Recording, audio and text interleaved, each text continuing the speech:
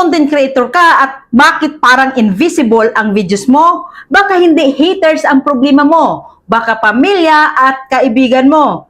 Oo, masakit pakinggan. Pero kung gusto mong lumaki ang reach mo, panoorin mo to hanggang dulo. Kasi isang maling react lang pwedeng sumira ng buong video mo. Hindi ko ito sinasabi para magtampo ka sa pamilya mo. Sinasabi ko to kasi gusto kitang manalo bilang content creator. Marami sa inyo masipag mag-post pero bakit walang nanonood? Ngayon, ipapaliwanag ko bakit minsan kailangan mo munang i-block o i-restrict ang mga kakilala o pamilya mo. Ganito kasi yan. Pag nag-upload ka ng video, ang unang tinatanong ng algorithm ay, pinapanood ba talaga to ng audience? Ang problema, ang kaibigan at pamilya mo nagre-react lang, nag-react agad, nagko-comment lang pero hindi tinatapos ang video at hindi na alam kung anong laman ng content.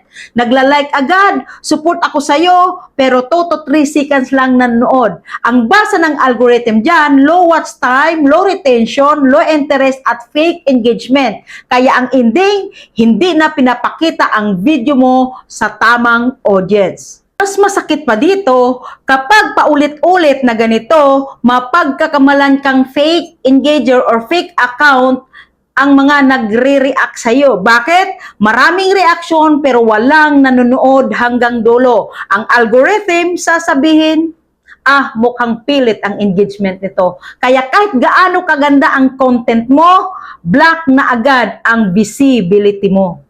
Kaya ito ang praktikal at hindi sweet na payo ko para sa'yo. Ihiwalay mo ang personal account at content creator account. I-block mo na ang pamilya, kaibigan at kakilala. Temporary lang naman. Hindi dahil ayaw mo sila, kundi dahil gusto mong makilala ng algorithm ang tamang audience mo. Ang goal mo, manood hanggang dulo. Genuine interest, real viewers na related sa content mo. Kapag lumaki na ang account mo, kapag stable na ang reach mo, pwede mo na silang ibalik. Kung seryoso ka sa pangarap mo, hindi lahat ng desisyon ay komportable. Hindi lahat ng tao na mahal mo, sila rin ang makakatulong sa growth mo, lalo na sa umpisa.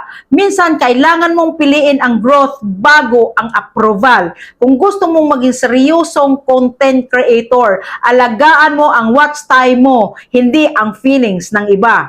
Kung nakatulong to sa'yo, tapusin mo ang video, i-save mo at i-share mo sa creator na kailangan makarinig nito. Tandaan mo, hindi lahat ng support ay nakakatulong, pero ang tamang audience binabago ang buhay mo.